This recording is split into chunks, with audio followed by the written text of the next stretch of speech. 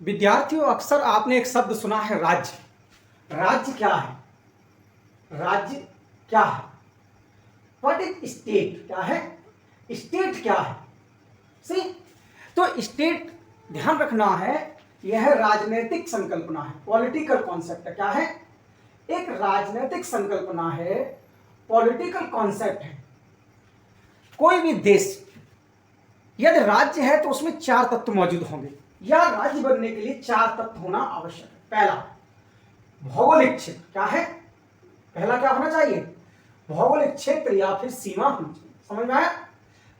दूसरा, उस भौगोलिक क्षेत्र पर जनसंख्या होनी चाहिए। सही है? जनसंख्या, निवास करने वाली क्या है? जनसंख्या।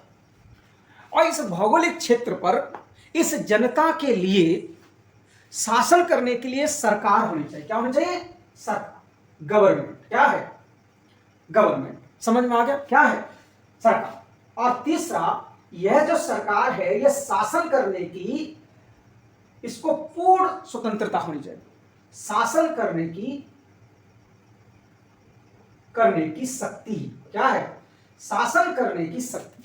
समझ में आ गया? क्या करने की? शासन करने की शक्ति। अब ये जो चारों तत्व हैं, अभी हम जानेंगे क्या ये चारों तत्व भारत में मौजूद हैं। देखिए, ये है भारत। सही है? भारत की भौगोलिक सीमा। क्या है? भारत की भौगोलिक सीमा। इस सीमा पर जनसंख्या क्या करती है? निवास करती है। कश्मीर से कन्याकुमारी, समझ में आया, और गुजरात से लेकर के अरुणाचल प्रदेश तक 140 करोड़ लोग हम लोग रहते हैं। और साथ ही साथ इस पूरे भौगोलिक क्षेत्र पर रहने वाली जो जनसंख्या, इसके शासन करने के लिए क्या है? सरकार है। समझ में आया? भारत सरकार, राज्य सरकार है, स्थानीय सरकार, और साथ साथ ये सभी जितने भी हैं, सही है, भारत क्या है? एक संप्रभु, अर्थात उसे शासन करने की स्वतंत्रता है। तो देखिए, जब भारत स्वतंत्र नहीं था तब भौगोलिक क्षेत्र भी था, जनसंख्या भी थी, सरकार भी थी, लेकिन एक चीज नहीं थी, संप्रभुता। तो जो हमारा फ्रीडम स्ट्रगल है, स्वतंत्रता आंदोलन है, वो किसके लिए चला? संप्रभुता के लिए। शासन करने की शक्ति प्राप्त करना चाहते थे हम लोग।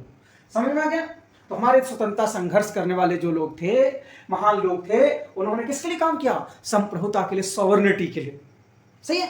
तो ये चारों तत्व मौजूद हैं। इसका मतलब भारत क्या है? भारत एक स्टेट है। क्या है? भारत क्या है? राज्य है। इसकी परिभाषा कहां बताई गई है? आर्टिकल 12 में बताया गया है कि राज्य का मतलब होता है, भारत का राज्य का मतलब है कि भारत सरकार और उससे संबंधित जितनी संस्थाएं, राज्य सरकार और उससे संबंधित संस्थाएं, इसके अलावा स्थानीय संस्थाएं और अन्य कोई भी संस्था जो संबंधित है भारत से, वे सभी किसके अंदर हैं? राज्य से संबंधित है। किस संबंधित है? राज्य से संबंधित है। सेम परिभाषा आपको आर्टिकल 36 में भी मिल जाएगी। समझ में आया? इसके अलावा आर्टिकल 1 आप देखेंगे तो इसमें लिखा गया है, भारत जो है राज्यों का संघ है। कैसा संघ है? भारत में विभिन्न क्या है, सही है, जिन्हें हम प्रदेश कहते हैं, प्रदेश हैं, उनसे मिलकर बना हुआ है एक संघ के रूप में भारत कार्य कर रहा है। सही है? आपको राज्य के बारे में समझ में आ गया होगा कॉन्सेप्ट, और हमने अप्लाई करके भी देख लिया। भारत के संदर्भ में तो भारत क्या है? एक स्टेट है। समझ? अब आपको यदि कोई भी डाउट है इससे संबंधित, तो आप हमें पूछिए नीचे कमेंट करके। पेज को ज़्यादा से ज़्यादा फॉलो कीजिए, सब्सक्राइब कीजिए, लाइक कीजिए।